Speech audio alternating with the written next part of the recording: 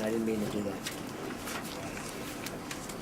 Section 3.7, this talks about the rights of the authority going forward. Once operation has occurred, the authority has the continued right to inspect the garages, to make any repairs they deem necessary in breach of the agreement in the event of emergencies or otherwise, to perform any safety measures. I mean, standard language to protect the interest of the authority, because ultimately, under this lease, these garages come back to the authority in 75 years. They will still be the authority's assets. Section 3.10, payment of taxes. This is an important provision. Section 8 deals with the concessionaire's obligation to pay any taxes. This includes collecting parking taxes and things of that nature, and any taxes due on its operation.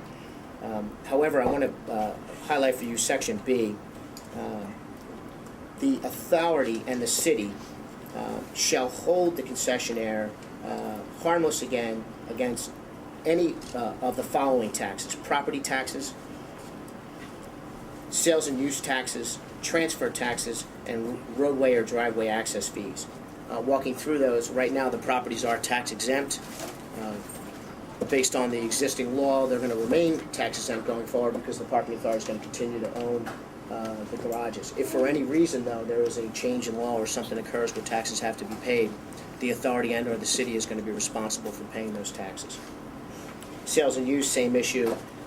Transfer taxes will be paid by the authority in this transaction.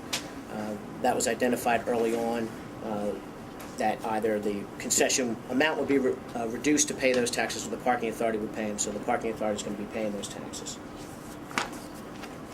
There is also a discussion in this tax section about a leasehold tax imposition. What this term deals with is if for any reason there is a change in tax law that provides that leases of this nature become taxable events. Right now they're not. If the Commonwealth decides, if the county decides, or the city, then again the indemnity provision kicks in and the authority and or the city will have to pay those taxes. Utilities is 3.11. Concessionaire will pay all utilities. Parking enforcement, let me jump ahead to page 47. Under this agreement, the authority is going to appoint the concessionaire as the entity to do all parking enforcement at all the parking meters. And they will levy all fines, and the concessionaire, HPP, will set all those fines in cooperation with the authority and the city.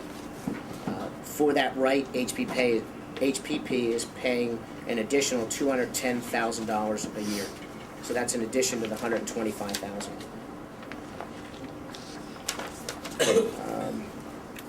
Let me talk a little bit about the 7th Street parking lot. I forgot to mention earlier that the lot itself is not part of the assets that are involved in this transaction. Let me step back. The lot is part of the transaction. HPP will operate that lot. However, the parking authority has indicated a desire to develop that parcel. If the parking authority desires to develop it, they will take that back and do that development. During the term of this agreement, while HPP is operating it, if it's not developed, HPP will pay $228,000 a year for that right to operate that garage.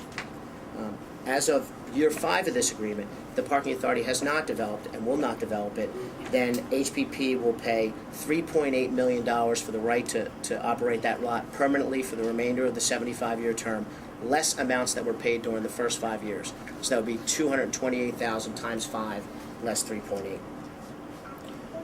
South Street Garage is mentioned here in 3.25. You have 2 underlying agreements with Belco and PSEA that gives them a right to buy additional spaces in those garages going forward. If those spaces are purchased, that revenue comes to the parking authority, and those are taken out of the concession. So that if there is an exercise of that option, that the benefit derived from that comes directly to the authority. City Island, again, that asset is not part of the concession. However, there is a restriction on the pricing for that lot. Principally, there can be no additional shuttle services than what already exists to downtown for the operation of that lot. And number 2, the delta between the difference in parking on City Island as it exists right now and in your garages in the city, whatever that price delta is, must continue in the future. So if prices are raised in the garages in downtown, you must also increase the price to park on City Island in a like amount to keep a similar delta. Capital improvements, we're now on page 50, Article 4. Essentially, the easiest way to summarize this is the concessionaire is responsible for all capital improvements for 75 years. If a garage needs to be demolished and rebuilt, they have to do it. If it needs structural repairs, they have to do it. None of that responsibility falls upon the authority. I'm going to direct you to page 52, which talks a little bit about additional developments. This gives the right to the concessionaire to develop airspace above the parking garages or develop parking garages or assets on any of the surface parking lots. By this agreement, we're granting them the right to do that. They have to do it consistent with existing laws and zoning codes. And they have put a provision in here that 5% of the net distributions from the operations of any of those additional development assets will come back to the parking authority. Section 5.5 on page 52 talks about compensation events. These are events that if the authority is required to do certain actions under this agreement or breaches the agreement, that it must, and jointly and severally with the city, compensate the concessionaire. That is setting of rates. Rate setting responsibility is still yours going forward, the parking authorities, although it must be done at the direction of HPP. So if you fail to set a certain rate that they request, that's a compensation event. If you increase taxes, if you provide for additional shuttle service or do not keep that price delta on City Island, if you do not set certain enforcement rates for on-street parking, these are all events where they become compensation events to HPP.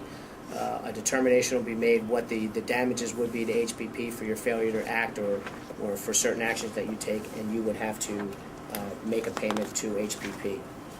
Article 6 then gets into more detail on the operating standards. As I indicated, staff is currently working with HPP to develop those standards, which will be attached to this agreement. Parking fee revenues were in Article 7 on page 56.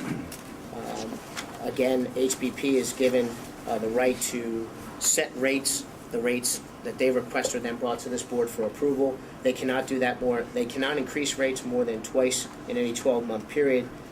They cannot increase them more than 100%.